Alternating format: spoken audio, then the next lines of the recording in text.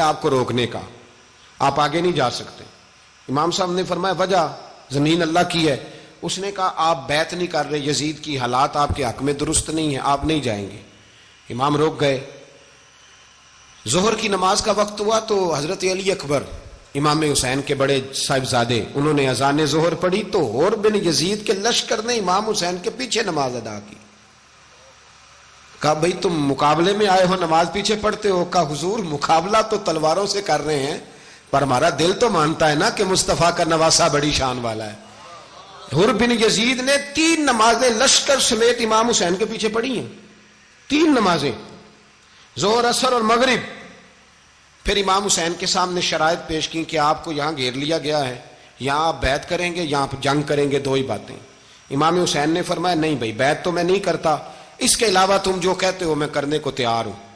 اس نے خط لکھا، عبید اللہ ابن زیاد کو ایک بندہ دوڑایا پیچھے، کوفے چند میل پہ کوفہ تھا۔ کہا وہ نہیں مان رہے، کیا کرنا ہے؟ تو حسین ابن علی ہے، میں زیادہ دیر انہیں روک بھی نہیں سکتا۔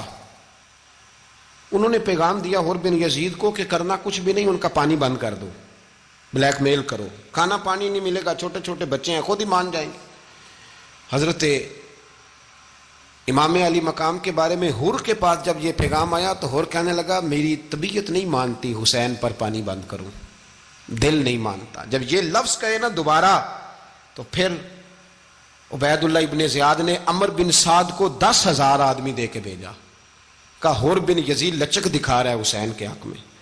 ایک رے کا علاقہ تھا، بڑی وہاں فصل ہوتی تھی، لوگ کوشش کرتے تھے وہاں کا گورنر بننے کی، کوشش کرتے تھے۔ تو عبید اللہ ابن زیاد کہنے لگا تمہیں رے کی گورنری ملے گی، سب سے سرسبز و شاداب علاقہ، تمہیں وہاں کا گورنر بنایا جائے گا اگر حسین کے خلاف لڑو گے۔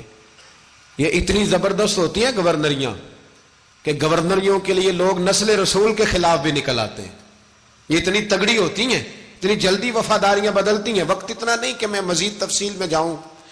امام حسین کو روک لیا گیا، عمر بن سعد نے روک لیا۔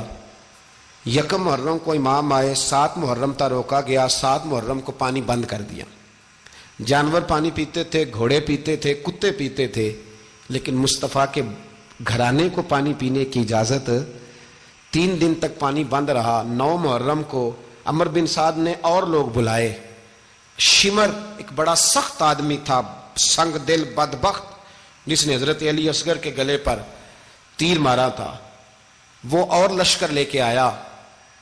رات کو کہنے لگا امام حسین رضی اللہ تعالیٰ عنہ سے کہ بس بڑا ہو گیا، یہ 9-10 محرم کی درمیانی رات، یہاں آپ جنگ کریں گے یا آپ بیعت کریں گے، 2 ہی باتیں۔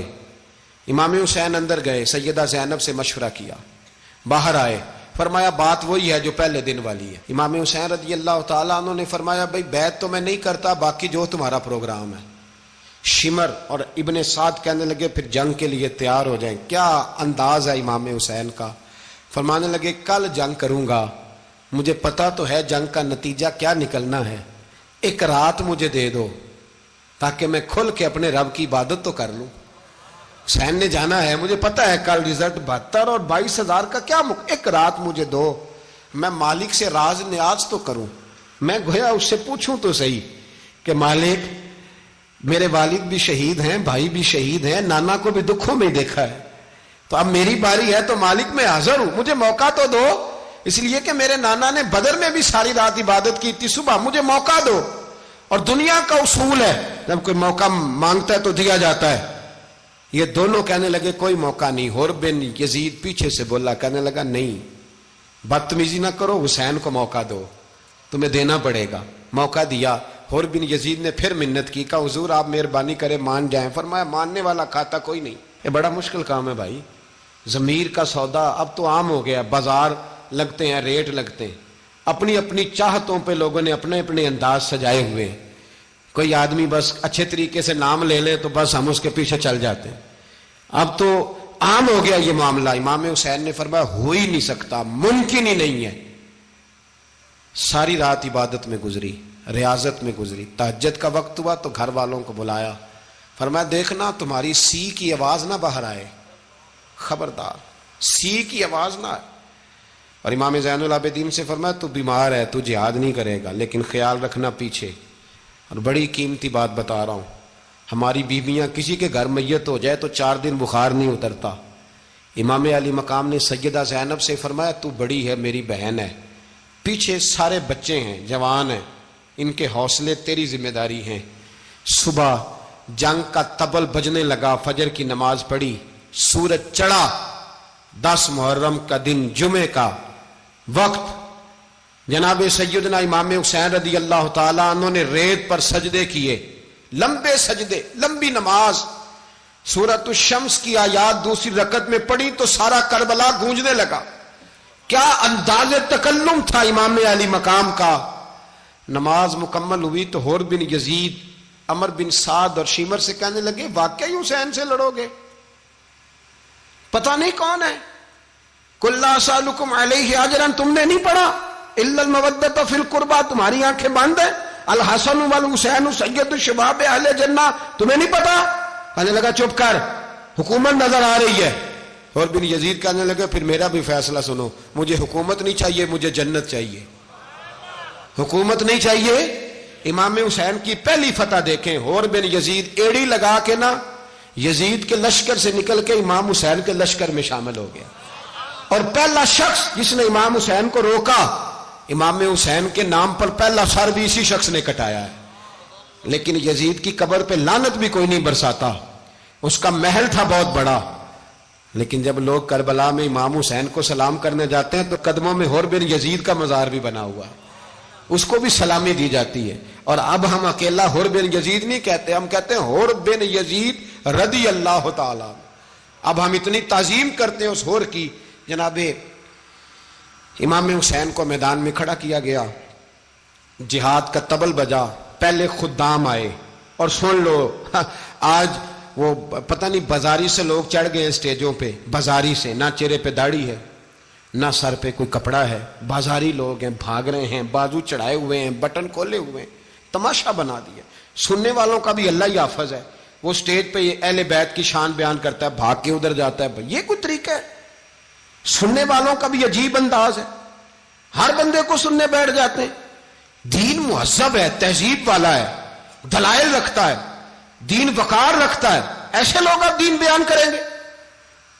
حضرت سیدنا امام حسین رضی اللہ تعالیٰ عنہ صبح جب جہاد کا وقت آیا، پتہ ہے کون کون تھے کربلا میں؟ امام حسین کے ساتھ امام حسین کے 4 بھائی تھے کربلا میں. کتنے؟ بول کے بتائیں.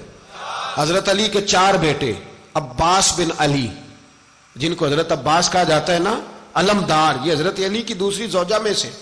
عباس بن علی بھی تھے اور ابو بکر بن علی بھی تھے، عمر بن علی بھی تھے، عثمان بن، یہ حضرت علی کے بچوں کے نام ہیں. یہ آپ کے شہزادے امام حسین کے ساتھ شہید ہوئے. ان کا نام صرف اس لیے نہیں لیا جاتا کہ ان کا نام خلفائے ثلاثہ کے نام پہ، حضرت علی نے اپنے یاروں کے نام پہ رکھا ہے تو تم نے کربلا کے میدان سے خارج کر دیا. یہ تینوں شہزادے حضرت جناب سیدنا امام حسین کے ساتھ تھے، یہ بھی شہید ہوئے. حضرت جناب زینب امام حسین کی سگی بہن ہے، ان کے 2 بچے تھے، اون و محمد. جب امام حسین میدان میں جانے لگے تو جناب زینب بچوں سے کہنے لگی نہ، پہلے بھائی نہیں جائے گا، پہلے بھانجے جائیں گے. 2 بچے شہید ہوئے. حضرت قاسم بن حسن امام حسن کے بیٹے تھے. وہ جب میدان میں جانے لگے تو امام حسین نے کہا نہیں بھائی تو نہیں جائے گا، تو میرے بھائی کی نشانی ہے، میں جاؤں گا. تو حضرت قاسم بن حسن نے ایک تعویذ کھول کے دیا کہ ابا جی میرے والد نے کہا تھا جب بڑی مشکل آ جائے تو تعویذ کھول کے دیکھنا. تو آج بڑی مشکل آئی ہے تو میں نے تعویذ کھولا ہے، تو یہ دیکھیں کیا لکھا ہے. یہ تو رکا ہے، تعویذ ہے ہی نہیں. جب کھول کے دیکھا تو اس پہ لکھا تھا قاسم اگر حسین پہ کوئی کڑا وقت آ جائے تو بیٹھ کے آگے آگے رہنا، اگر کڑا وقت میرے بھائی پہ کبھی آ جائے نا دیکھنا اس کے آگے آگے چلنا، اسے حسن کی کمی نہ محسوس ہو. پائیاں جہاں ساک نہیں کوئی جے وچ خار نہ ہوئے. سیدنا امام حسین پہلی دفعہ کربلا میں اس وقت روئے جب یہ رکا. آپ نے دیکھا تو فرمایا ٹھیک ہے، اگر حسن کی یہ وصیت ہے تو میں نے زندگی میں اگر ان کی ہر بات مانی ہے اب بھی مانوں گا، تمہیں اجازت ہے. جناب قاسم بن حسن 16 سال کا جوان جب میدان میں نکلے تو ہائے ہائے پتہ نہیں کہاں سے آ گئی ہے. امام قاسم بن حسن جب میدان میں نکلے تو تبری سے لے کر علامہ ابو الاسناد صاحب سب کو پڑھ کے تو دیکھو 3 दिन की प्यास है, शदीद आजमाइश है, दुख है, तकलीफें हैं, फिर भी पहली दफा जब मैदान में गए हैं, वापस आए हैं, 19 लोगों को कत्ल करके वापस आए। सुनाओ किस्सा खैबर को, तमामी अपने बच्चों को। अली की दास्तां सुन के दिलों से डर निकलता है। अली की दास्तां सुन के दिलों से, ये जो बच्चे डर रहे हैं ना, वो चिमगादड़ आ गई, काकरोच आ गया, ये खौफ निकल जाएगा अगर हजरत कासिम बिन हसन की बात सुनेंगे। दर्जनों लोग आपने कत्ल किए। एक दफा आए, कहा चाचा यजीद का लश्कर तो बड़ा ही बुजदल है, अगर चंद कतरे पानी मेरे हलक से गुजरे तो मैं सारे काट के ले आऊंगा आपके पास, चंद कतरे।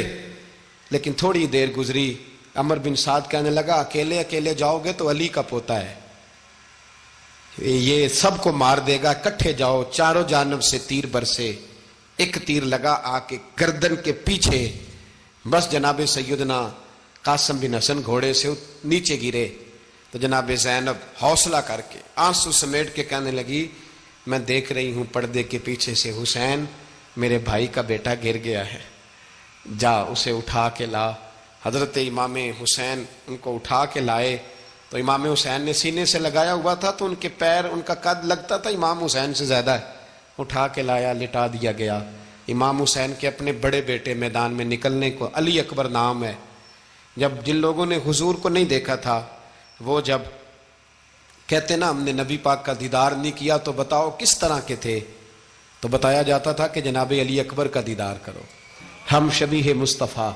और जब वो गलियों में निकलते थे तो औरतें छतों पे चढ़ जाती। जनाब अली अकबर रदी अल्लाह ताला अन्हु तलवार लेके मैदान में निकले, जवान बेटे देने बड़े मुश्किल। ओ यारो रट्टा क्या है ये तो बताओ, कि जालिम आदमी हुक्मरान, यार ये रट्टा है, एक जालिम का रास्ता रोकना है, इस रट्टे के लिए हम शबीह मुस्तफ़ा जनाब सैयदना इमाम अली अकबर मैदान में निकले, बड़े लोग मारे, बड़े।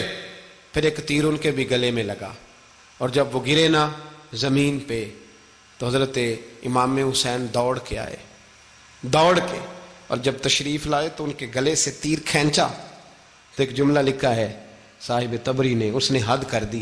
कहने लगे तीर खींचा तो इमाम हुसैन की आंखों में आंसू आए, कहने लगे काश जनाब इब्राहिम आज मेरे सामने होते तो मैं उन्हें कहता कि आपने तो बेटा ज़िबा करते वक्त आंखों पे पट्टी बांधी थी, देखो मैं खुली आंखों से बच्चे ज़िबा कर रहा, खुली आंखों। काश जनाब इब्राहिम खलील होते तो उन्हें कहता।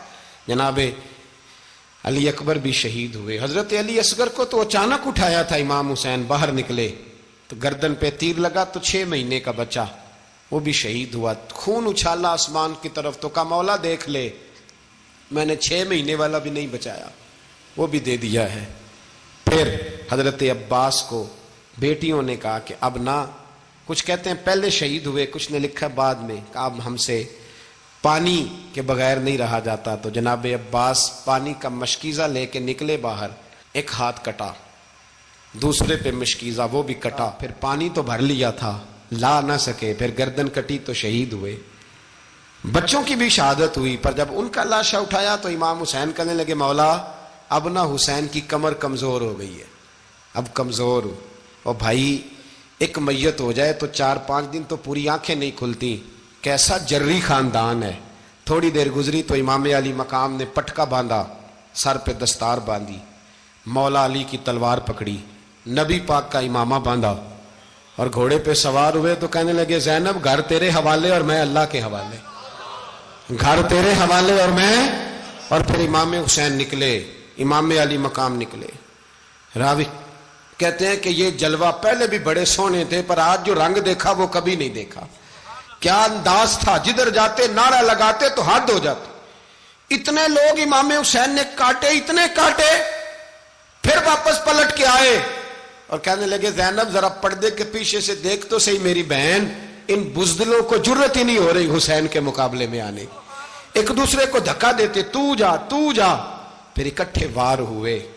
ये कौन है कटा हुआ, लिबास है फटा हुआ, ये बिल यकीन हुसैन है, नबी का नूर ऐन है।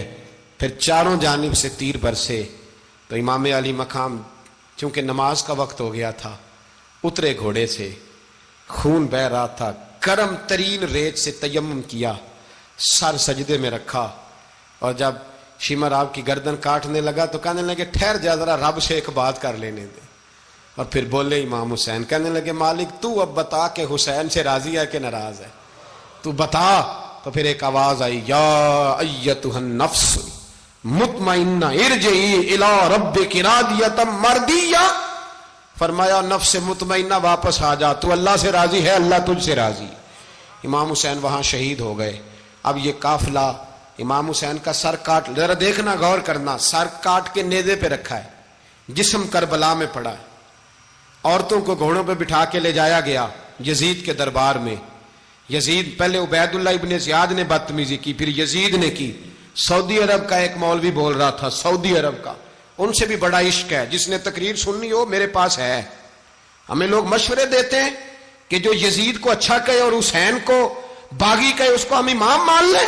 اس بے شرم بے حیا کو جو نبی پاک کے گھرانے کے بارے میں بکے اسے امام. سعودی عرب میں مسجد نبی میں درس دینے والا جس نے تقریر سننی ہو میرے پاس ہے. وہ کہتا ہے یزید تو بڑا اچھا آدمی تھا، اس نے تو بڑی خدمت کی. تو میں نے اسے کہا رشتہ داری کر لیا یزید کے ساتھ، قریب ہو جا. شرم نہیں آتی؟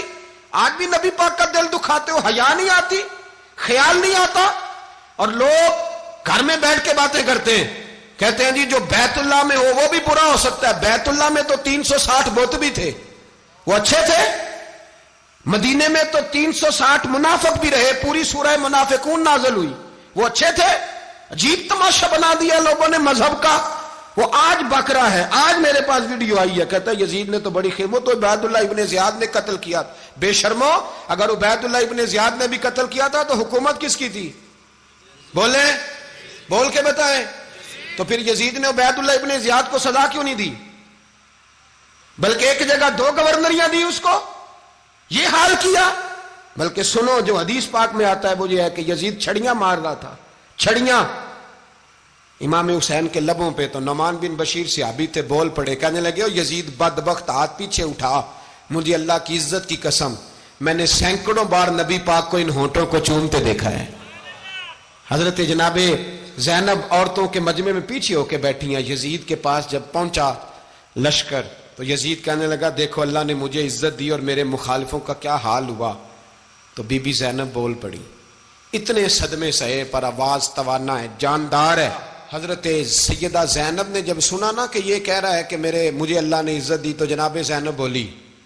نعمان بن بشیر کہتے ہیں بی بی بولی، اتنے صدمے ہیں پر جناب زینب بولی اللہ اکبر.